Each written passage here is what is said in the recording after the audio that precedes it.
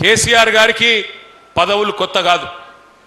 కేసీఆర్ గారు రాజకీయాల్లోకి వచ్చింది 1978-79 ఆ ప్రాంతంలో.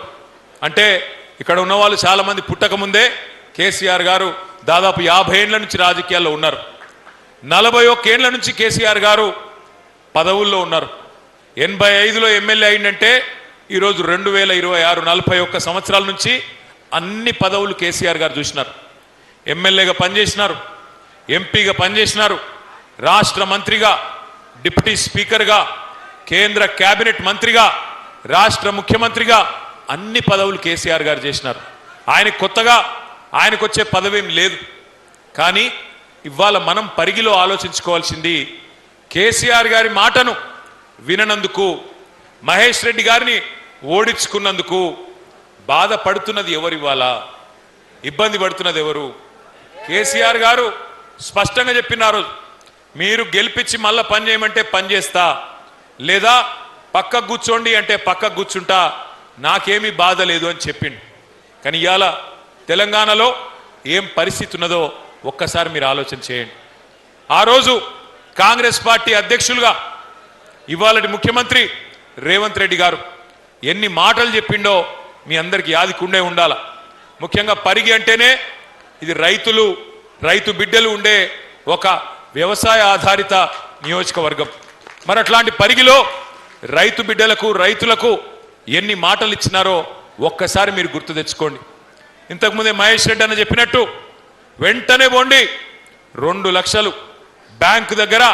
ఇదివరకు కేసీఆర్ ₹1,00,000 రుణం మాఫీ చేసినా మీరు వెంటనే బ్యాంకుకు పోయి పరిగెత్తుకుంటూ పోయి ఉరుక్కుంటూ పోయి 2 లక్షలు తెచ్చుకోండి, నేను వస్తూనే ఉన్నా డిసెంబర్ 9 నాడు మొదటి సంతకం పెడతా, రుణం మాఫీ చేస్తా అన్నాడు.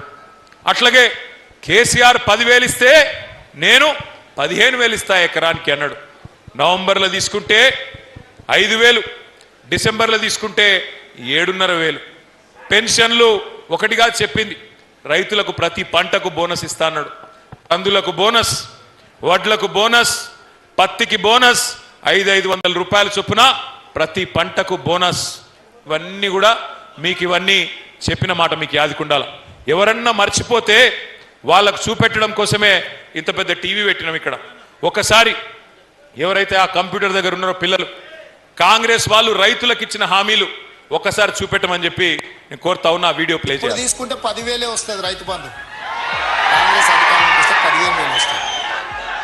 ఎకరానికి 15,000 రూపాయల సంవత్సరానికి ఇచ్చేటట్టుగా ఒక గ్యారంటీని కూడా మనం ప్రకటించాం.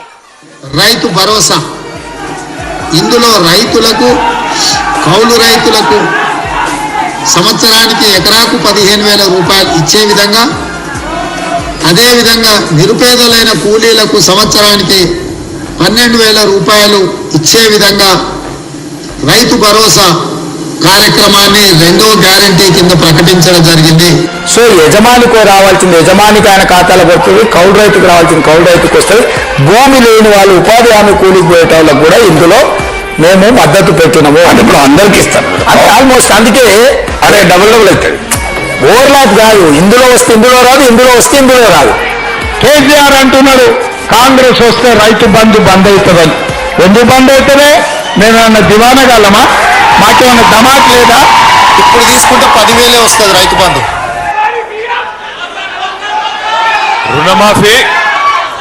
రుణమాఫీ 2 లక్షలు అన్నాడు. అయిందా కాలేదా? పరిగిలు ఏమన్నా రామ్మోహన్ రెడ్డి ప్రత్యేకంగా ఇప్పించిండా? అయిందా కాలేదా? గట్టిగా చెప్పాలి. చారానా కోడికి బారానా మసాలా అన్నట్టు చేసింది చారానా, చెప్పుకున్నది రూపాయి. కథలు ఎట్లా చెప్పిండ్రు ఆ రోజు ఇప్పుడే మీరు విన్నారు. రైతులకు ఇస్తాం, భూ యజమానులకు ఇస్తాం, కౌలు రైతులకు కూడా ఇస్తాం రైతు బంధు అని ఇచ్చిండా? కౌలు రైతులకు రైతు బంధు వచ్చిందా? గట్టిగా చెప్పాలి, వచ్చిందా రాలేదా? అట్లాగే ఇంకొక మాట చెప్పిండు, రైతు కూలీలకు నెలకు 1,000 రూపాయల చొప్పున సంవత్సరానికి 12,000 ఇస్తా, ఇందిరమ్మ ఆత్మీయ భరోసా అన్నాడు. వచ్చిందా? రైతు కూలీలకు, నిరుపేదలకు, భూమి లేని వాళ్లకు 1,000 రూపాయలు వచ్చిందా నెలకు? బోనస్ వచ్చిందా? ఏమన్నా వచ్చిందా? మరి మనకు సోయి వచ్చిందా? పరిగిలో సోయి అన్న వచ్చిందా లేదా? మరి అది వస్తే చాలు. నేను ఎందుకంటున్నా అంటే పచ్చి అబద్ధాలు నువ్వు ఆగుతాను జర్రది. నేను ఈడ ఓరి నువ్వు ఆడవరితే ఎవరికి పడుతుంది. ఆగురా అయ్యా, ఇప్పుడు నీకు దండం పెడతా, నీకు ఆగురా తమ్మ. ఈ ఈ ఈ ఈ కోపమంతా ఎలక్షన్లో చూపెట్టాలి, గీడ నా మీద చూపెడితే వస్తుంది. ఇప్పుడు నేను మిమ్మల్ని అందరినీ కోరేది ఒకటే, ఇటువంటి జూట మాటలు ఒకటి కాదు రెండు కాదు 420 చెప్పిండ్రు. 420 హామీలు ఇచ్చి 420 మాటలు చెప్పి ఇవాళ ఓట్లు వేయించుకున్నారు. 2 పంటలకే ఇస్తావా కేసీఆర్, 3వ పంటకి ఇయ్యావా రైతు బంధు అన్నాడు. యాదుకున్నదా? మరి అలా రైతు బంధు పడుతుందా? కేసీఆర్ ఉన్నప్పుడేమో మీకు నాట్లప్పుడు రైతు బంధు పడేది, ఇప్పుడేమో ఓట్లప్పుడు మాత్రమే పడుతుంది. పార్లమెంటుకు ఒకసారి ఇచ్చిండు, అట్లాగే పంచాయతీ ఎన్నికలకు ఒకసారి ఇచ్చిండు. మళ్ళా ఇప్పటి వరకు రైతు బంధు లేదు, 3 సార్లు ఎగ్గొట్టిండు. మరి ఇప్పుడు రేవంత్ రెడ్డి గారు ముఖ్యమంత్రి, ఆయనతో నాకేం వ్యక్తిగతంగా పంచాయతీ లేదు. ఆయననే అన్నాడు కదా, కేసీఆర్ అంటున్నాడు మేము కాంగ్రెస్ వస్తే రైతు బంధు బంద్ అవుతుంది అంటున్నాడు, మాకేమన్నా దిమాకు లేదా, మేమేమన్నా దివానాగాళ్ళమా అన్నాడా లేదా? మరి అడగాలనా లేదా ముఖ్యమంత్రి గారిని? 3 సార్లు రైతు బంధు ఎగ్గొట్టినోని ఏమనాలా?